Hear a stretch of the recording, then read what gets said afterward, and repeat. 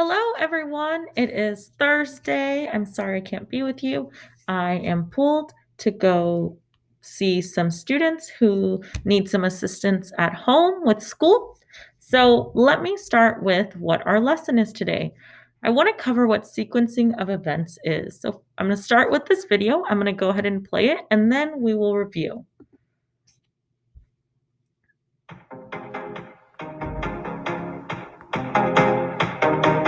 From what we have learned, a story is made up of many elements, such as characters, setting, problem, and resolution. But what is sequence?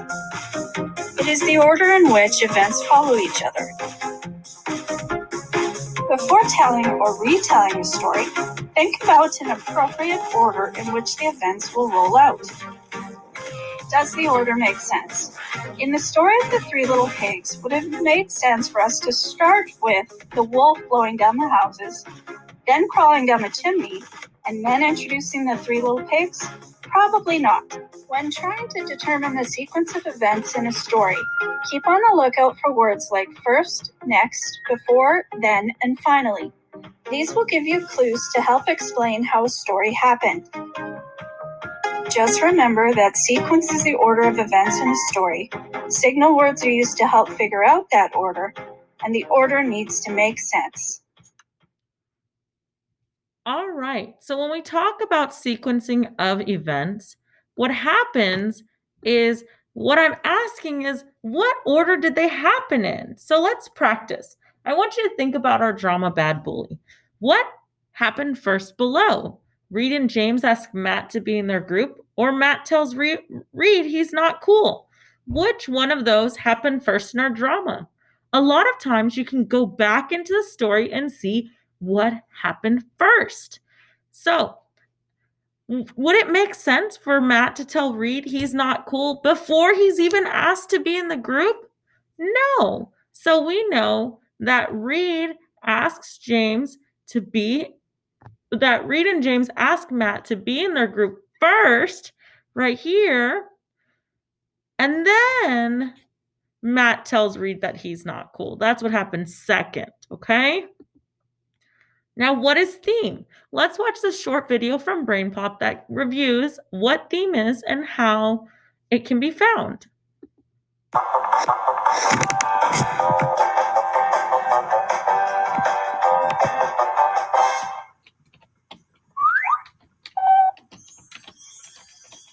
In this story, Captain Moby and First Officer Mia land on a strange planet.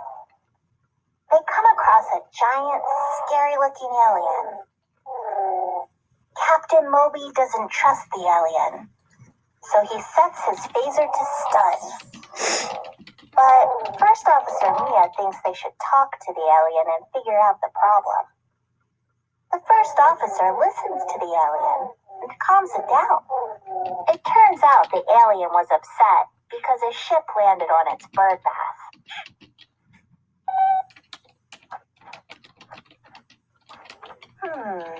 What do you think the theme of this story is? What is theme? The theme is an idea or message explored in a piece of writing, artwork, or film. The theme might be about our feelings, how people treat each other, or about something in our world that can be better.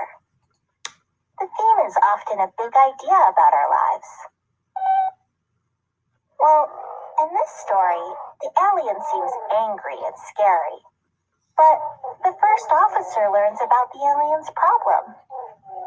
She realizes that it's their fault. The theme of the story is that you should get to know people before you judge them. Right, Moby. The theme isn't usually said outright in a story. You have to infer and look at details and use what you know to come up with an idea. How do you find the theme of a story? As you read, think about the characters. What are they like? What do they find important? In The Cat in the Hat, the cat loves to have fun and break rules. This causes a lot of trouble. The fish wants to keep things orderly and warns the cat to follow rules. The theme of this book is about having fun, but making good choices. When you figure out the theme, think about the plot. The plot is all of the events that happen in the story. What happens to the characters? How do they feel about what happens? The theme of The Tortoise and the Hare is about working hard and not being overly confident. You can also find the theme of a story by thinking about the conflict. What is conflict? A conflict is a problem. As you read, think about the conflict in the story. A character might have to carry out a difficult task, overcome a big fear, or face another character. Think about how the character feels as he or she goes through the conflict. How does the conflict get solved? How do the characters change?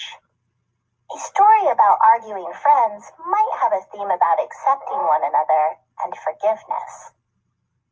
It's helpful to take notes as you read. You can look them over to help you find the theme. What's the theme of your book, Moby? Let's see. In Charlotte's Web, Wilbur arrives on a farm where other animals aren't so friendly. But a spider named Charlotte promises to be a good friend. Soon, Wilbur finds out he's in big trouble. But Charlotte has a plan to save Wilbur. She spins webs with special messages. She works really hard, often spinning through the night.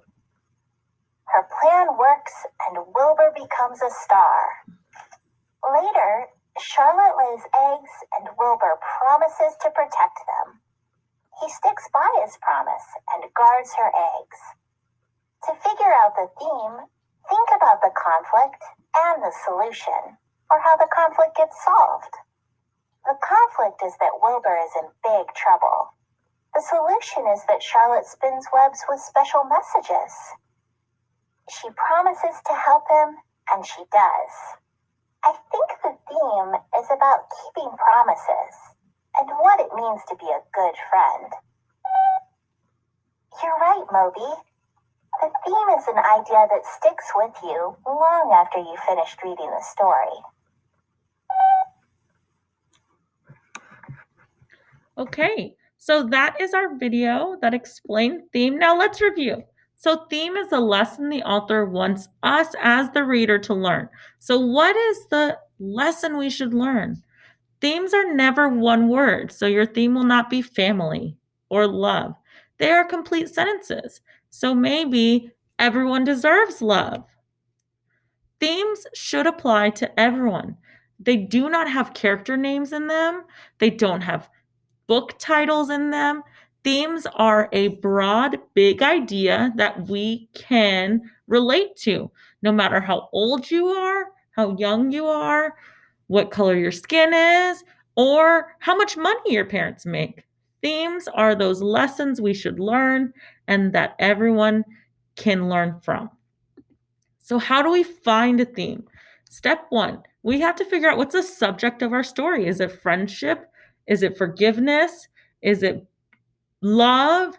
Is it protecting nature? Step two, what is the reading saying about this subject? Is it we should be friends with everyone we meet? Or maybe don't judge a book by its cover? And then for step three, you've got to think about what is the lesson I could learn from the story or what I just read?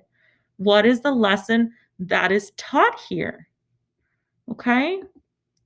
Now, I want to remind everyone, don't forget we have a test tomorrow.